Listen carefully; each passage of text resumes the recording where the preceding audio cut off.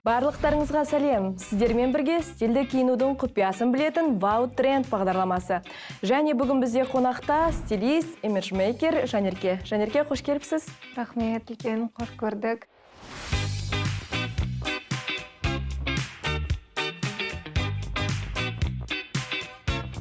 Ең алдымен стиль деген сөздің мағынасын түсіндіріп өтсек, көрерменге стиль дегеніміз не және оның трендтен айырмашылығы қандай? Стиль деген жалпы негізі адамның өзін таныстыру бір тәсілдердің бірі.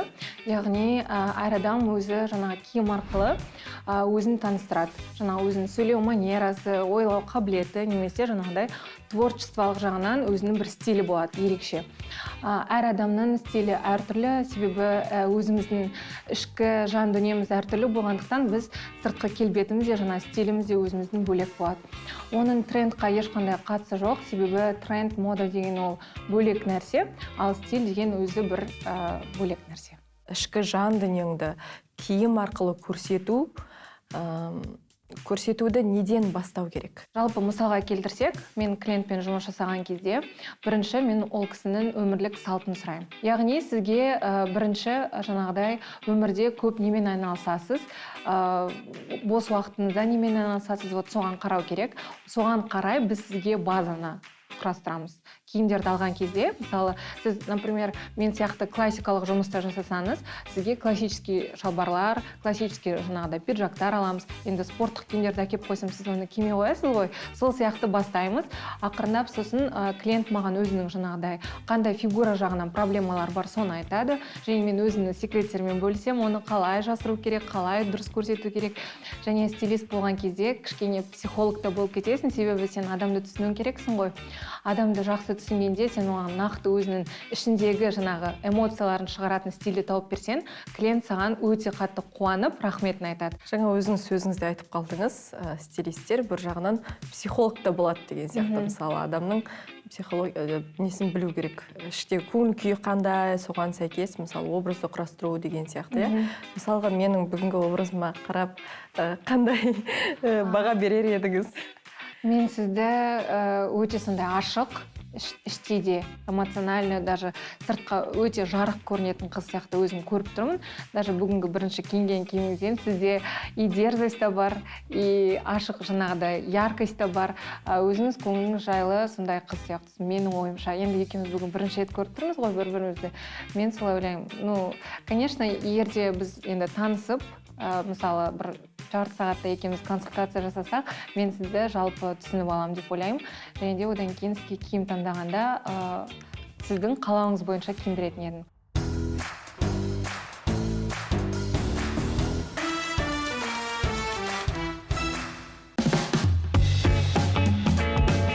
Өзімнің гардеробымнан бірнеше киімдерді алып келдім, негізі барлығы емес.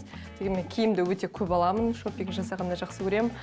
Бірақ алып келгенде киімдер бір-бірімен үйлеспейтін сондай сәттер болып жатады жиі. Жалпы қарап, қандай баға бересіз? Қарап шықсаңыз? Қарап шығайын мен бір.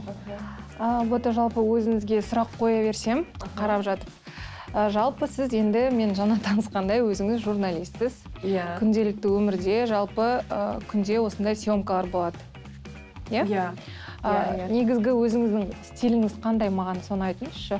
Шынымды айтсам, қазіргі стилім нақты бір стиль деп айта алмаймын. Өйткені жаңа айтып өткендей, көңіл күйіме қарай. Бірде женственный күшті бір көйлектер киіп жүргім келеді, бірде дерзкий болғым келеді, бірде жаңа классикалық образдарды киіп строгий болғым келеді. Нақты бір шешімін тапқан жоқпын, бірақ болатын мерекеге қарай, мысалы, болатын бір съемкаға қарай солай киінемін. Нақты сіздерде съемкаларда осындай стиль ки, осындай формада болу керек деп ондай жоқ. Олай айтпайды. Яғни сіздің өзіңіздің қалауыңыз бойынша киінесіз. Негізі біз разбор жасаған кезде киімнің жағдайына тоже қараймыз. Бұл сіз пиджакты қашан алдыңыз жалпы? бір жыл бұрын шығар. Бірақ мне кажется, қараңыз, кішкене пиджактың качество жағынан да уже шаршаған сияқты. Және мына жақта кішкене дақтар бар екен байқаған бойынша. Және де бұл пиджактың маған қалай десем болады, тек классика ретінде в основном кимесеңіз, былай жаңағыдай худилармен, осылай оверсайзна қылып сіз кие алмайсыз. Және тура сондай пиджакпен, екінші пиджак киіп көрсеңіз бұл пиджакты. Бұл пиджак негізі даже иығы кішкентай сияқты сізге. Кішкене, видите, тырысып тұрады пиджак. Бұл жаңағыдай сіздің жаңағы образыңызды, сіз мысалы многослойный киген кезде бұл пиджак сізді ешқашақтан құтқармайды. Бір сөзбен айтқанда. Негізі былай жалпы сырттан нормально болып тұрады, әдемі тұрған сияқты, бірақ менің ойымша сізге кішкене иығы кеңірек, более оверсайзный пиджактар алған дұрыс сияқты, және де осындай түймелерсіз. Мына түймелер өте көп, жаңағы образыңызда артық болып тұр деп ойлаймын. Сондықтан бұл пиджакты тоже ойланыңыз. Жақсы. Және де мына жақта мен тағы да бір-екі киім көріп тұрмын. Мына көйлек негізі мен білем, бұл көйлекті көп шоурумдардан қараған болатынмын. Мен өзім просто көбінесе модель болып түскен кезде көретінмін. Бірақ егер де шынымды айтсам, мына көйлек сізге возраст қосады.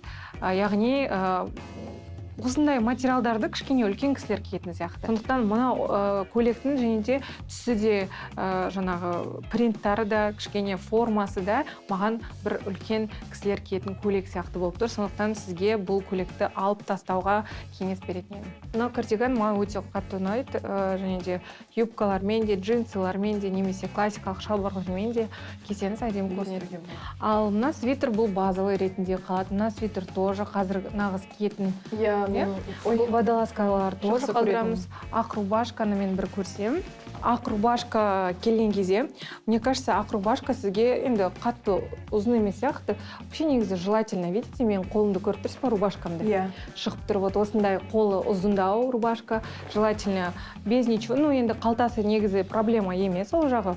Бірақ үлкен жына тоже свободный неде рубашкалар алған дұрыс.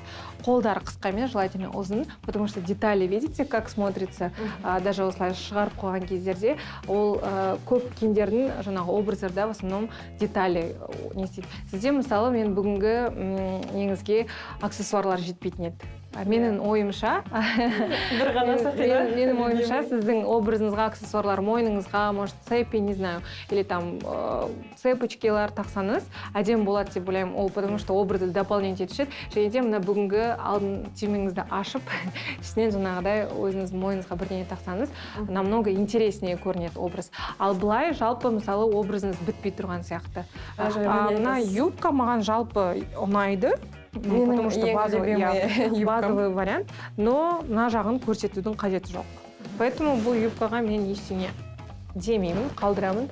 Ал мына шалбар мен уже вообще трендтан өтіп кеткен, кішкене посадкасы да прям не вау сияқты, мне кажется, я не знаю, киіп көру керек оны. Мен өзім көзіммен көрім керек. Асты жағы да маған жалпы қатты ұнап тұрған жоқ. Сондықтан мына осы шалбарды алып тастаңыз деп айтатын едім.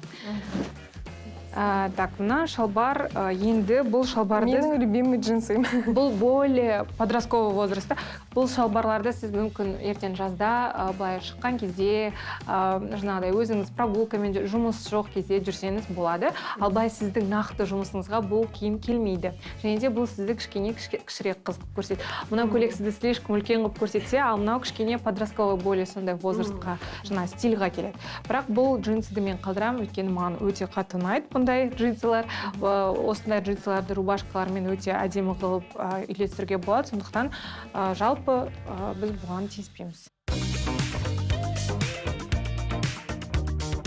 Қараңыздар, біз бірінші осындай образды жинадық. Мұнда енді қазір өзіміз бірімізге ұқсап тұрмыз. Өзіңізге ұқсас қылып киіндіріп. Менің сондай кішкене әдетім бар, өзіме ұқсатып киіндіріп қоятын. Біз мұнда қараңыздар, аксессуар қостық, уже кішкене образды қызық болып көрінеді осылай. Және де жаңағы рубашка мен юбка. Тек мұнда мен астына лофер немесе бір туфли киюші едім. Басында лодочки сияқты, чтобы эфирға түскенде. Бірақ негізі осылай күнделікті күнде киіп жүрге болады. Жалпы жалпы осындай образ бізде қазір больше и женственный более, точнее, и как классика сияқты. Мына жерде яғни көк түс пен қара түс бір-біріне үйлесімді болып тұр, иә? Иә, өте үйлесімді және де өте, қалай дейді, дорого бағата. Солай көрініп тұр менің ойымша.